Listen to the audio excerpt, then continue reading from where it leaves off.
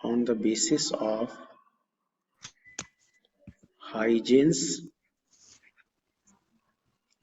theory.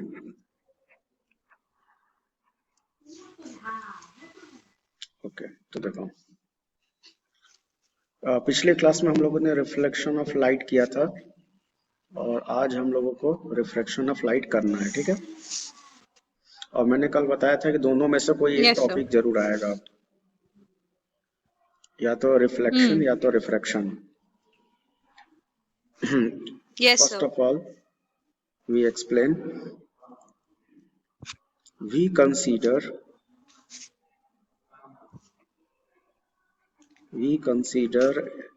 an a plane refracting surface, a plane refracting surface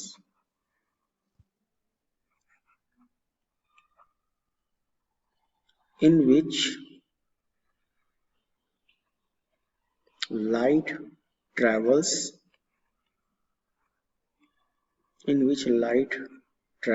from rarer medium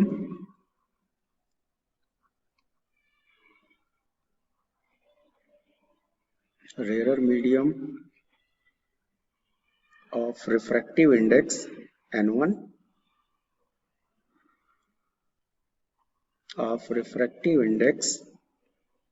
n1 and denser medium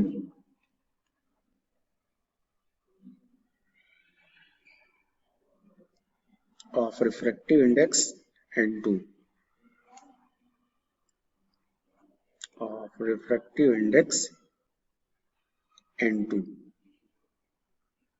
okay.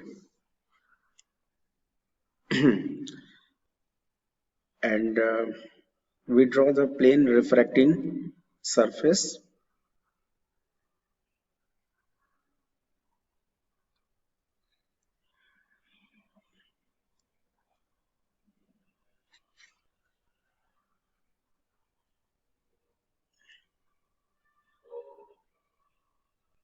ये देखो, मान लो कि ये कोई प्लेन रिफ्रैक्टिंग सरफेस है, ठीक है।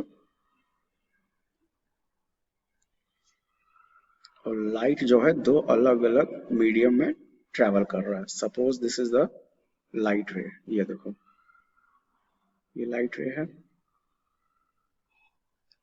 And suppose this is the normal, ये देखो ये नॉर्मल है,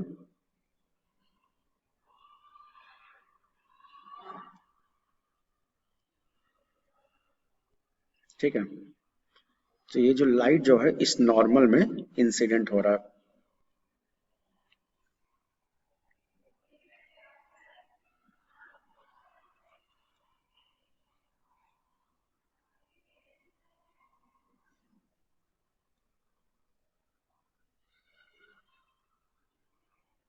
ये देखो लाइट यहाँ पे इंसिडेंट हो रहा है,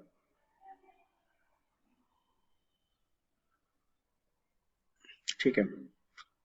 और सपोज ये नॉर्मल के साथ एंगल कितना बना रहा है, this is I, this is the Yes, sir. Angle of incidence, okay. Angle of incidence. Yes, sir.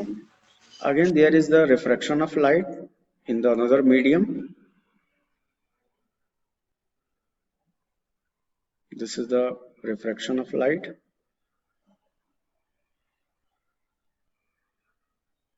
and suppose it's making an angle R, which is known as the angle of refraction, okay. Again Yes, we sir. consider another light ray which is coming from the infinity. इसी तरह से suppose मान लो हम एक और light rays ले रहे हैं, ये देखो, ठीक है। ये देखो, और again we draw the normal. Suppose मान लो ये कोई नॉर्मल है, दिस इज द, एक minute,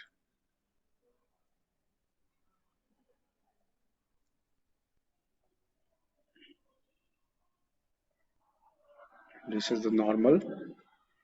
After refraction, light moving through the another medium, like this. ये देखो, सॉरी, ये देखो, there is the refraction of light. Yes, sir. ठीक है, और ये जो एंगल बना रहा है this is r, angle of refraction. Okay, तो इस मीडियम का रिफ्रैक्टिव इंडेक्स है n1 और इस वाले मीडियम का रिफ्रैक्टिव इंडेक्स है n2। Okay, both light rays are parallel to each other, दोनों लाइट रेज एक दूसरे के पैरेलल है। We draw the plane wave front. ठीक है, अब हम लोग यहाँ पे प्लेन वेव फ्रंट ड्रॉ करेंगे।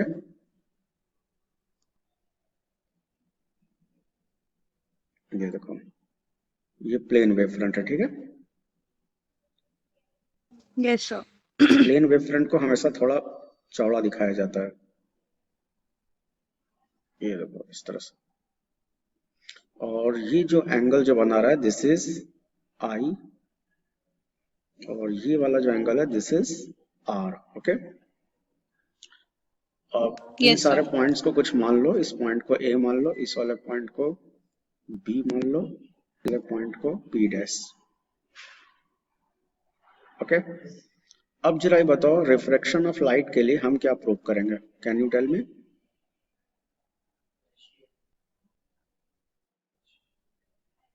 Refraction of light के लिए नो नो नो, वो तो angle रिफ्लेक्शन of के लिए I होता है। equals to R.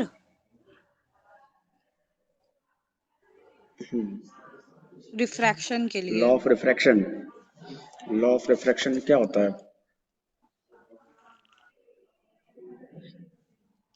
law of refraction. I नहीं स्नेल्स लॉ, स्नेल्स नहीं लॉ। याद है refraction of n2 हाँ अपॉन स्नेल्स लॉ तो n1 किए थे हाँ is equal to sine i upon sine r, यही होता है ना? upon sin R. ओके, तो यही तुम्हें Yes, प्रूव sir. करना है। ठीक है, अब देखो इसको कैसे प्रूव करेंगे। First we consider an triangle, triangle APB। तो ट्रायंगल APB में तो जरा बताओ sine i, sine i is equal to perpendicular upon hypotenuse PB upon AB। ठीक है, और Yes, sir.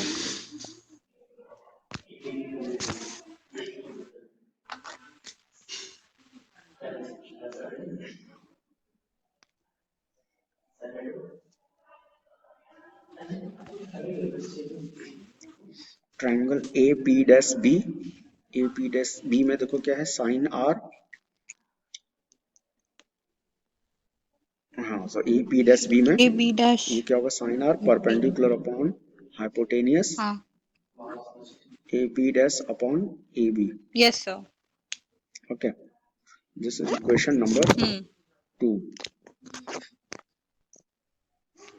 अब देखो, तो साइन आई को साइन आर से डिवाइड करेंगे, तो divide equation 1 by equation 2,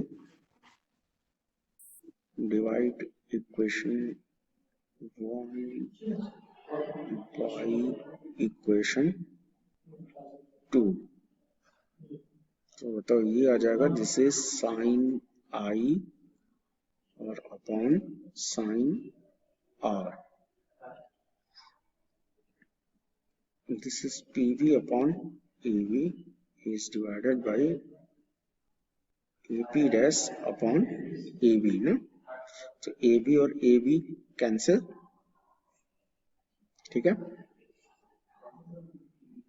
AB और AB कैंसिल हो गया, तो ये तुम्हें क्या मिला, this is sine i upon sine r, sine i upon sine r, this is equal to PB upon AP Yes dash. sir.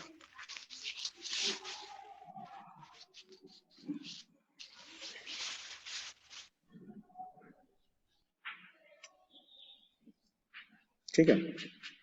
तो देखो जो PB is the distance travel by light, PB is the distance travel by light from P to B.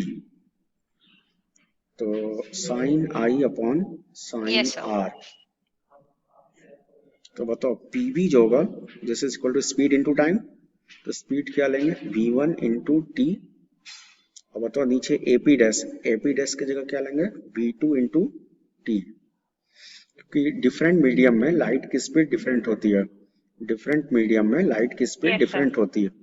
तो पहले medium में light की speed क्या है v1 और सेकंड मीडियम में लाइट की स्पीड क्या है v2, टी से t cancel, then sine i upon sine r, तो ये क्या मिल जाएगा this is v1 upon v2। Okay, और देखो पिछले चैप्टर में हम लोगों ने पढ़ा था रे ऑप्टिक्स में Yes, sir. कि v1 अपॉन v2 जो होता है ratio of the speed of light in different medium, this is equal to n2 upon n1,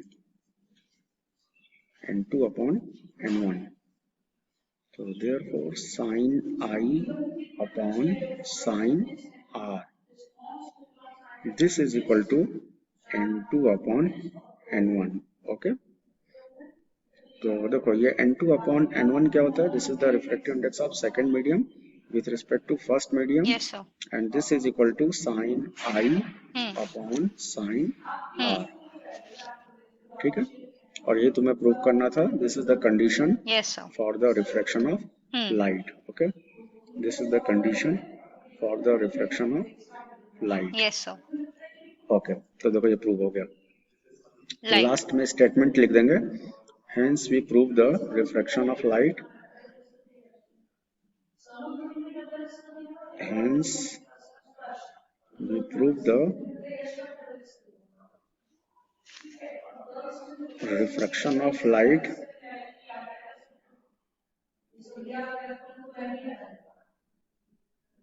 on the basis of Huygens theory, on the basis of Huygens theory, ये तुम्हें prove करना था। ठीक है,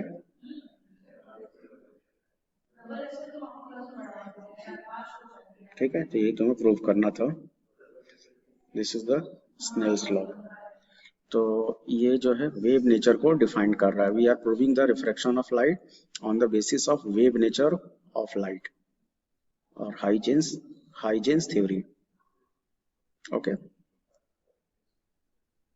is it clear? Yes, okay, sir. आगे बढ़ा जाए। Hmm. Okay, तो देखो हाइजेंस प्रिंसिपल है इंटरफेरेंस ऑफ लाइट। अगला टॉपिक है इंटरफेरेंस ऑफ लाइट।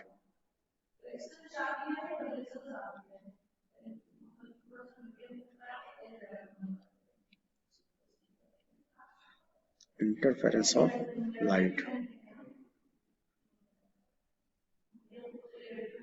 ओके, तो पहले देखो इसके बारे में कुछ थोड़ा, तो this is about the interference of light waves. तो इसमें हम लोग को इसका बेसिक डेफिनेशन पढ़ना है। बेसिक डेफिनेशन क्या होता है, कोहेरेंट सोर्स क्या होता है, condition for coherent source, interference, Young's double slit experiment, experiment for fringe wave और सस्टेन्ड इंटरफेरेंस। तो इतनी सारी चीजों के बारे में हम लोग को इंटरफेरेंस ऑफ लाइट वेव्स में पढ़ना है। ठीक है, और ये वेव ऑप्टिक्स का बहुत ही इंपॉर्टेंट Yes, sir. टॉपिक है। Interference of light is the most important topic of the wave optics.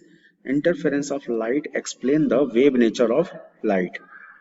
How, ये देखो, हाँ देखो सबसे पहला point, two waves are said to be coherent if they emit same frequency or same wavelength and are in the phase or constant phase difference।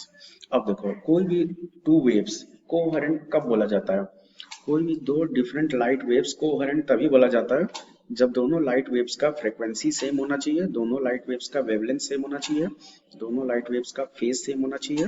तो वो तुम्हारा क्या Yes, कहलाता sir. है, the source of light is known as a coherent sources। okay, condition for Yes, sir. obtaining coherent sources के लिए condition क्या है, सबसे पहला coherent source are obtained from single source होना चाहिए। ठीक है। The source must emit monochromatic light. तो जो सोर्स ऑफ लाइट है, मतलब जहां से लाइट निकल रहा है, वो तुम्हारा मोनोक्रोमेटिक होना चाहिए, ठीक है, monochromatic light. What is the meaning of monochromatic light? What is the meaning of monochromatic light?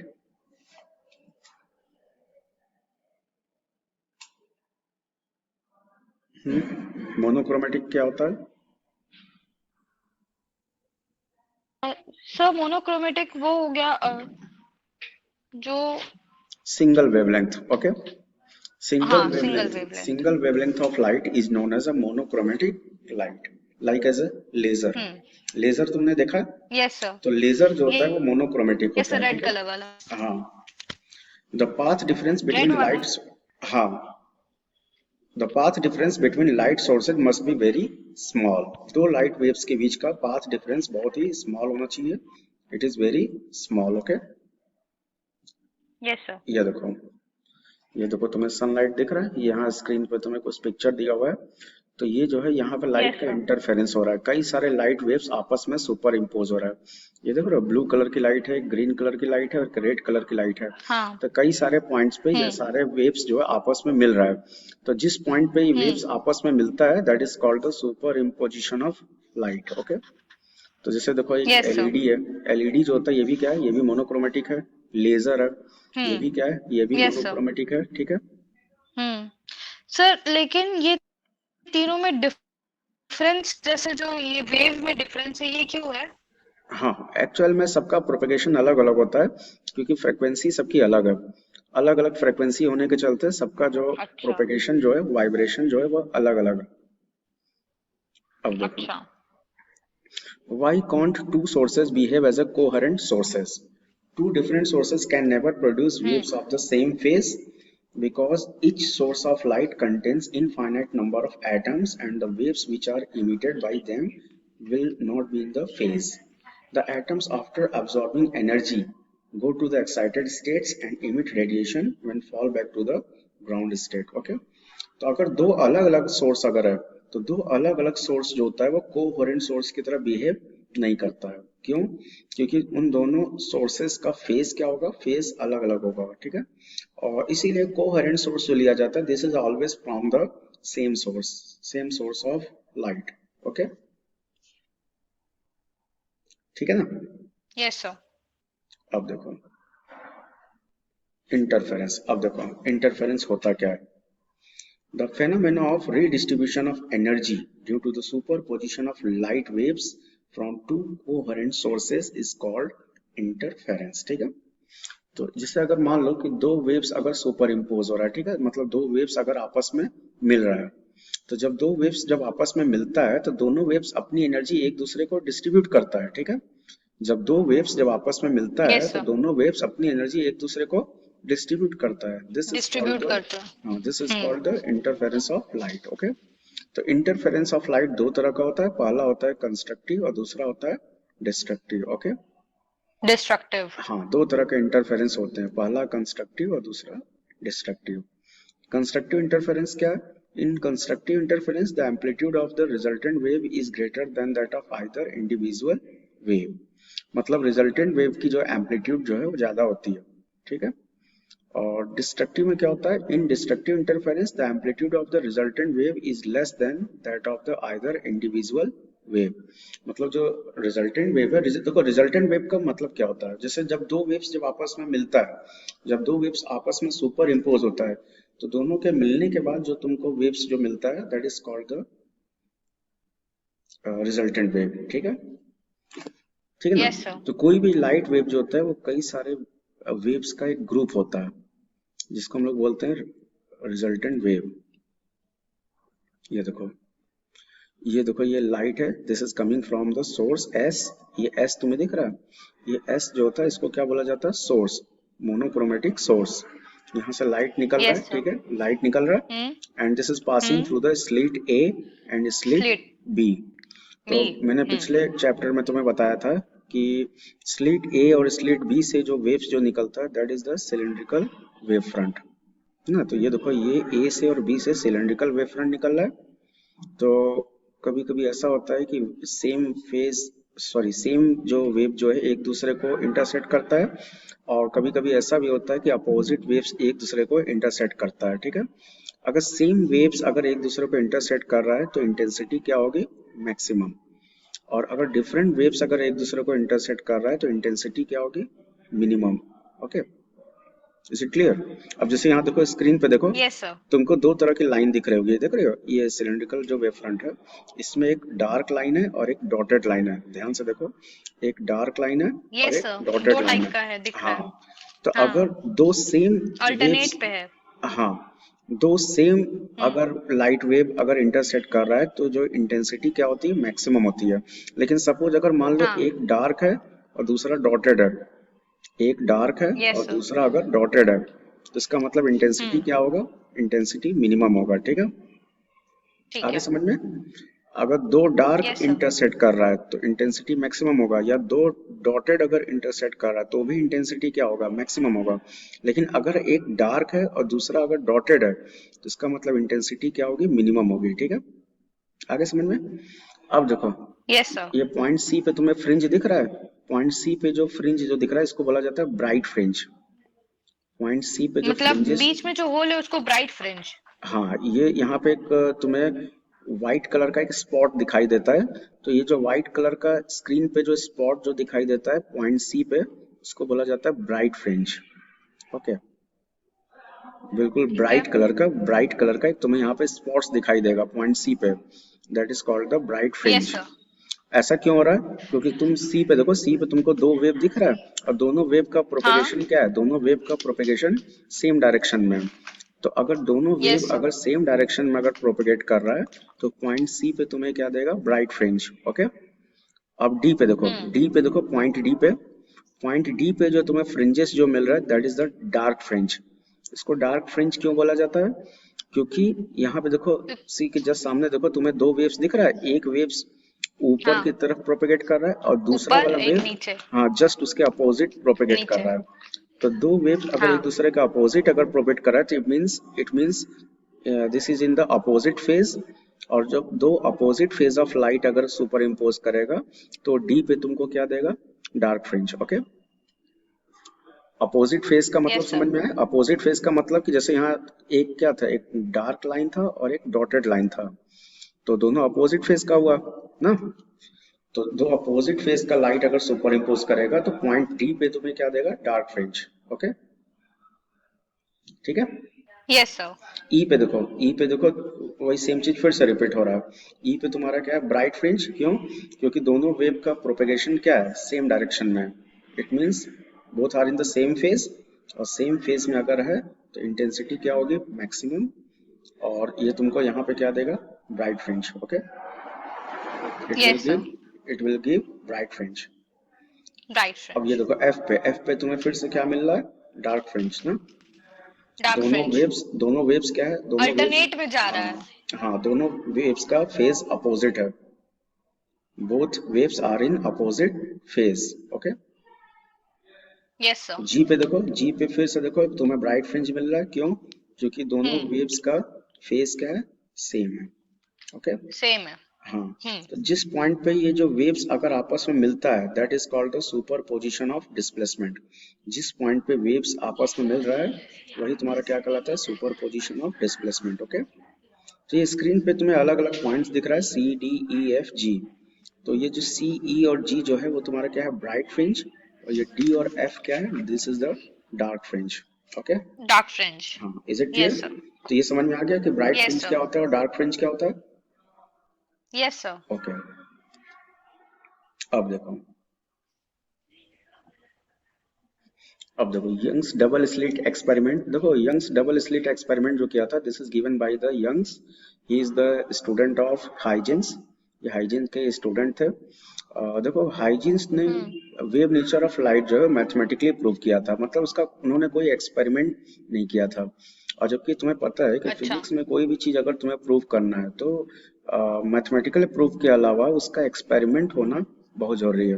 Without जरूरी है, एक्सपेरिमेंट वो हाँ। चीज करेक्ट नहीं माना जाता है। तो बाद में यंग्स हम्म। ने क्या किया कि इन्होंने एक एक्सपेरिमेंट किया और उस एक्सपेरिमेंट का नाम रखा गया Young's double slit experiment.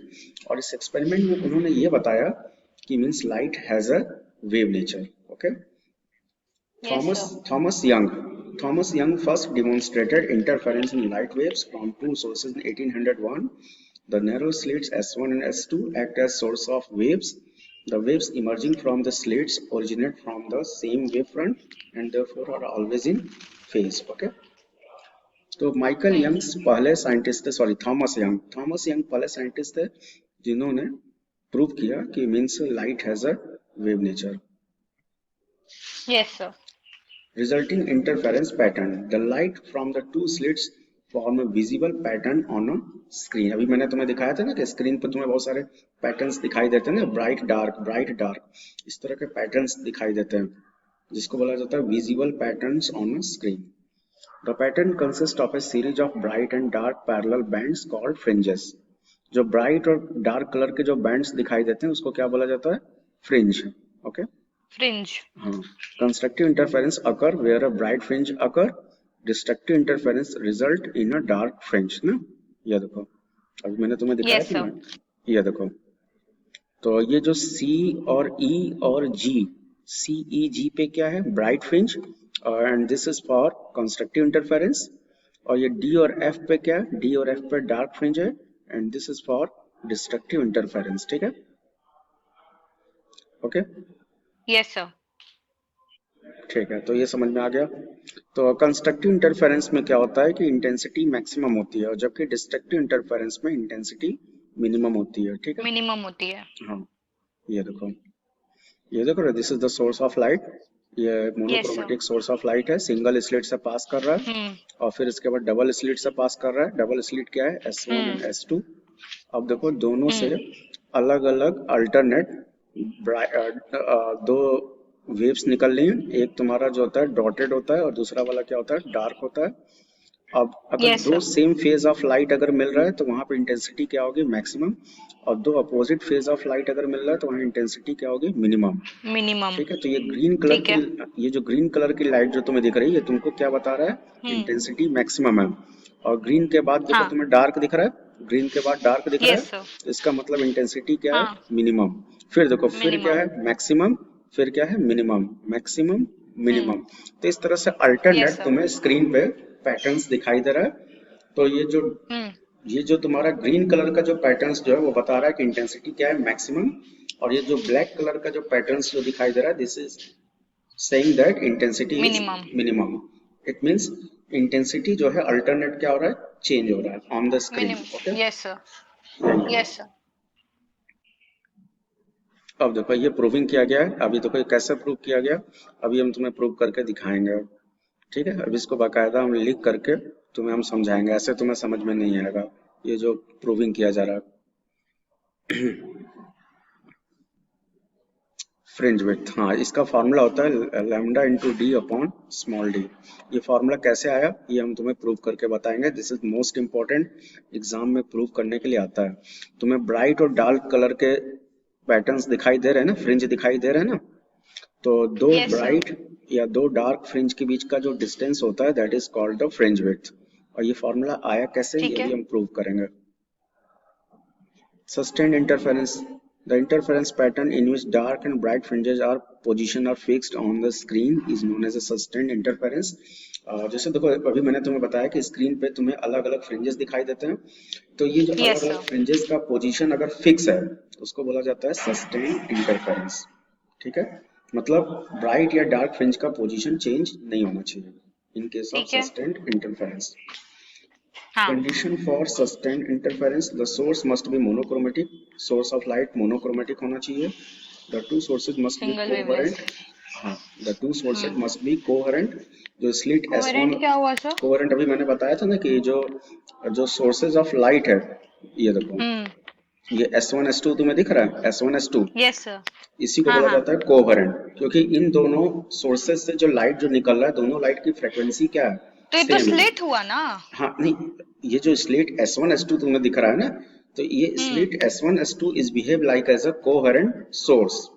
This slit अच्छा. S1 and S2 is behave like as a coherent source. अरे भाई मतलब S1 स्लिट को कोहेरेंट सोर्स ही हाँ बोलते हैं ना. हाँ, क्योंकि ठीक. यहाँ ये मतलब यहाँ से लाइट पास हो रहा है ना, S1 S2 से लाइट हाँ. पास हो रहा है. तो इसलिए इसको कोहेरेंट समझ सोर्स गए। बोला जाता है। और दोनों पॉइंट हाँ। से सेम फ्रीक्वेंसी का लाइट पास हो रहा है, और दोनों हम्म। लाइट वेव का फेज क्या है, फेज भी सेम है। ठीक है, यस सर। ठीक है, तो ये था। अब देखो, अब हम तुम्हें जो है इसको हम थोड़ा सा अच्छे से एक्सप्लेन कर दे रहे हैं।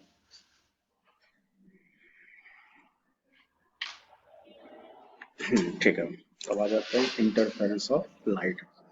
तो आई थिंक हम्म। तुम्हें पीपीटी से थोड़ा सा हेल्प मिल गया होगा कि यार होता क्या है। अब इसको जो हम लिख के समझाएंगे तो तुम्हें ज्यादा क्लियर होगा। Yes sir.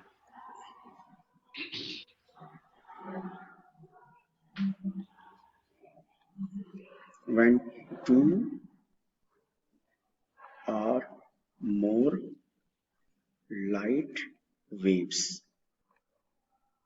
when two or more light waves are superimposed superimposed to each other,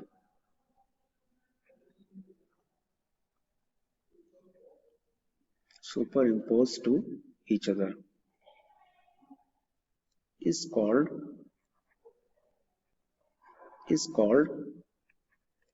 interference of light, is called interference of light. Light. Okay, अब देखो, जैसे सपोज मान लो हम दो डिफरेंट डिफरेंट लाइट वेव्स ले रहे हैं। ठीक है, ये देखो, this is the first light waves. ठीक है, and suppose this is the second light waves. ये देखो, ये दूसरा लाइट वेव्स है, ग्रीन कलर का। अब देखो, ये जिस पॉइंट पे दोनों वेव्स आपस में इंटरसेक्ट हो रहा है, जिस पॉइंट पे दोनों लाइट वेव्स आपस में इंटरसेक्ट हो रहा है, तो वो पॉइंट तुम्हारा क्या कहलाएगा, वो पॉइंट तुम्हारा कहलाएगा सुपरपोजिशन ऑफ लाइट वेव्स। ठीक है, ये देखो, तो जिस पॉइंट पे दोनों लाइट वेव्स इंटरसेक्ट हो रहा है उस पॉइंट को क्या बोला जाता है, super position of light waves. और इन सारे पॉइंट्स पे लाइट एनर्जी अपनी एनर्जी एक दूसरे को क्या कर रहा है, डिस्ट्रीब्यूट कर रहा है ना। इन सारे पॉइंट्स पे लाइट एनर्जी अपनी एनर्जी एक दूसरे को क्या कर रहा है, डिस्ट्रीब्यूट कर रहा है। That is called the interference of light. तो व्हेन टू और more yes light sir. Waves are superimpose to each other, then, एक मिनट, एक चीज गड़बड़ हो गया।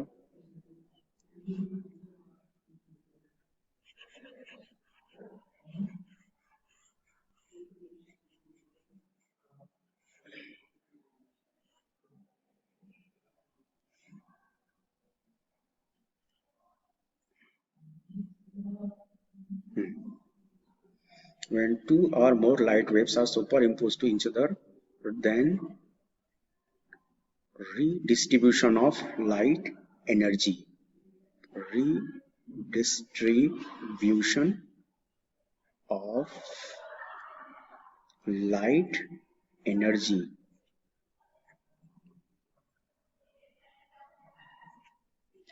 redistribution of light energy between the light waves, between the light waves is called interference of light, is called interference of light. Okay, is called interference yes of sir. light. ठीक है, आगे समझ में। यस तो sir. इसी को बोला जाता है इंटरफेरेंस ऑफ लाइट। अब देखो, तो देखो किस किस पॉइंट पे एनर्जी डिस्ट्रीब्यूट हो रही है। जैसे ये देखो, ये सपोज मान लो ये पॉइंट ए है, ये पॉइंट बी है और ये पॉइंट सी है। तो इन सारे पॉइंट्स पे एनर्जी क्या हो रही है, डिस्ट्रीब्यूट हो रही है। ठीक है, यस सर। ओके, तो इन सारे पॉइंट्स पे इसका मतलब लाइट का क्या हो रहा है, लाइट का इंटरफेरेंस हो रहा है। ठीक है, आगे समझ में। तो इस दो तरह का होता है, एक होता है कंस्ट्रक्टिव और एक होता है डिस्ट्रक्टिव। ठीक है, ठीक है ना, आगे समझ में। Yes sir. ओके, तो type of interference, types of interference.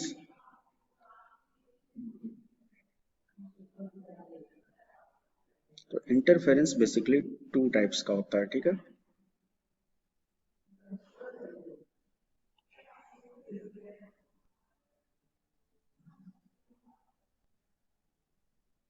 पहला होता है कंस्ट्रक्टिव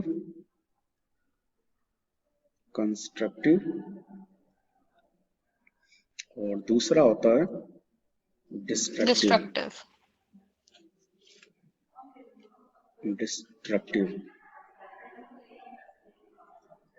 कंस्ट्रक्टिव में लाइट वेव्स की इंटेंसिटी क्या होती है?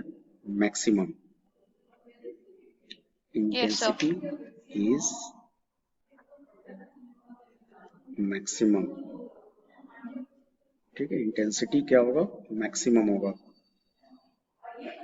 और डिस्ट्रक्टिव में क्या होता है कि इंटेंसिटी जो होती है, लाइट वेव्स की इंटेंसिटी जो होती है मिनिमम होती है।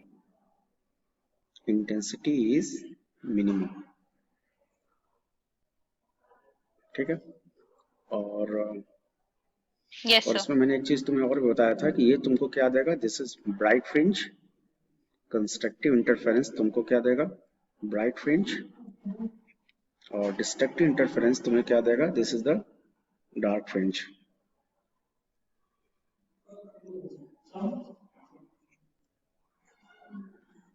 ठीक है। ब्राइट और डार्क कैसे बनता है ये तो मैंने तुम्हें एक्सप्लेन कर ही दिया ना। Yes sir. अगर मान लो ये लाइट वेव्स है, this is the light waves, और दोनों लाइट वेव्स का फेज एक दूसरे के अपोजिट है। ये देखो, ऑपोजिट होगा तो मिनिमम हो जाएगा। ये देखो यहाँ पे दोनों लाइट वेव्स का फेज एक दूसरे के अपोजिट है, तो यहाँ इंटेंसिटी क्या होगा? मिनिमम होगा, ठीक है। Yes sir. तो ठीक है, तो अब देखो अगला टॉपिक है, अगला टॉपिक मेरा है इंटेंसिटी ऑफ लाइट वेव्स। एक मिनट, इसके पहले एक और छोटा सा एक और टॉपिक बच रहा है, principle of superposition of light waves.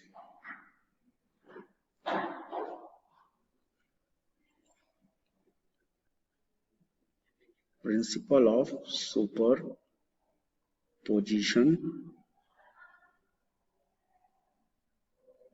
Of light waves, ठीक है। Principle of superposition of light waves. अब देखो ये होता क्या है, when two or more light waves,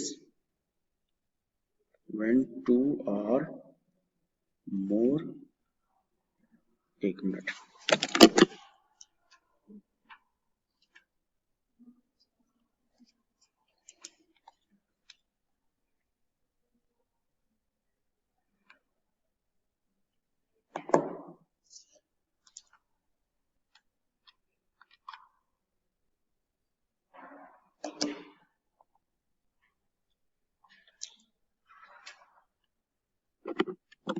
हाँ, तो when two or more light waves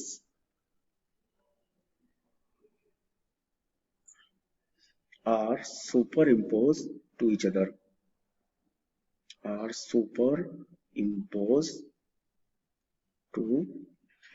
other, then the sum of displacement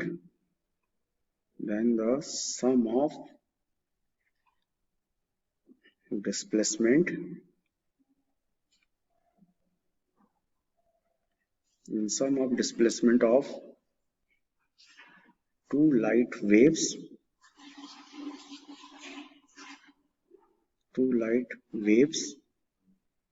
is equal to the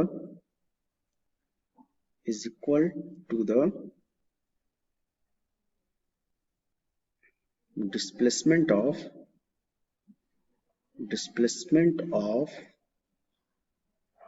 resultant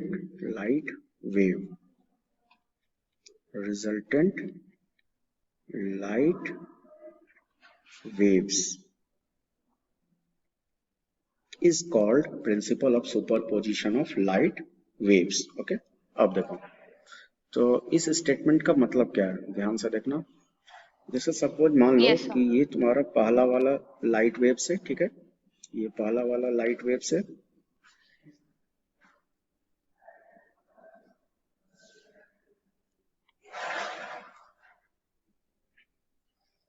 और सपोज ये जो है this is the second light waves, ये देखो ये second second yes sir. Light wave है, ठीक है, दोनों सुपर यस सर। इम्पोज हो रहा है। तो अब हाँ। देखो, हम्म। तो सपोज ये जो रेड वाला जो है, रेड वाले का डिस्प्लेसमेंट कितना है y1, और ये जो ग्रीन कलर वाला जो ग्रीन कलर वाला का डिस्प्लेसमेंट कितना है, दिस इज y2। Y2। तो इन दोनों को मिला करके ये जो रिजल्टेंट वेव बन रहा है, ये देखो ये एक रिजल्टेंट वेव बन रहा है, this is the resultant wave. तो इस रिजल्टेंट वेव का जो डिस्प्लेसमेंट जो होगा दिस इज y। तो ये sum of displacement of two different waves के क्या है, equal, then y is equal to y1 plus y2, okay, y is equal to y1 yes plus sir. y2। तो ये तुम्हारा है principle of superposition of light waves, okay, is it clear? Yes यही sir. यही होता है principle of superposition of light waves. दो different light waves के डिस्प्लेसमेंट का जो सम जो होता है वो डिस्प्लेसमेंट ऑफ रिजल्टेंट वेव्स के इक्वल होता है, ठीक है। जैसे ये देखो, ये यस तुम्हारा सर। मान लो कि जैसे ये देखो ये रिजल्टेंट वेव्स है, ये देखो सपोज मान लो कि ये रिजल्टेंट वेव्स है जो कि इन दोनों वेव्स से बना हुआ है, इन दोनों वेव्स को मिला करके बना है। तो इसका डिस्प्लेसमेंट कितना है, इसका डिस्प्लेसमेंट है y, इसका डिस्प्लेसमेंट कितना है, दिस इज y। तो y जो होगा इन दोनों के सम ऑफ डिस्प्लेसमेंट के इक्वल होगा, ठीक है, is it clear? Yes okay, sir. तो ये है this is the principle of superposition of light waves, okay, आगे समझ में? Okay, yes sir. अब देखो इसमें अगला टॉपिक है intensity of resultant light waves, intensity of resultant light waves, ठीक है। तो ठीक है, तो इस टॉपिक को हम लोग को जो क्या करें, अभी करें कि इसको नेक्स्ट टर्म पे कर लें, क्योंकि थोड़ा ही लेंथी है, इसमें कम से कम 10-15 मिनट लगेगा। सर नेक्स्ट टर्म में कर दीजिए क्योंकि कल मेरा बायो ओके, का एग्जाम भी है। Please like subscribe and share my YouTube channel, my self Prashant Kumar Shrivastava, I am physics teacher. मेरे चैनल को सब्सक्राइब कीजिए, लाइक कीजिए और शेयर कीजिए। और कोई भी अगर इसमें अगर आपको फॉल्ट दिखता है, कोई भी अगर प्रॉब्लम है, कोई क्वेश्चन है, तो आप कमेंट बॉक्स में आप मैसेज करके पूछ सकते हैं। Thank you so much.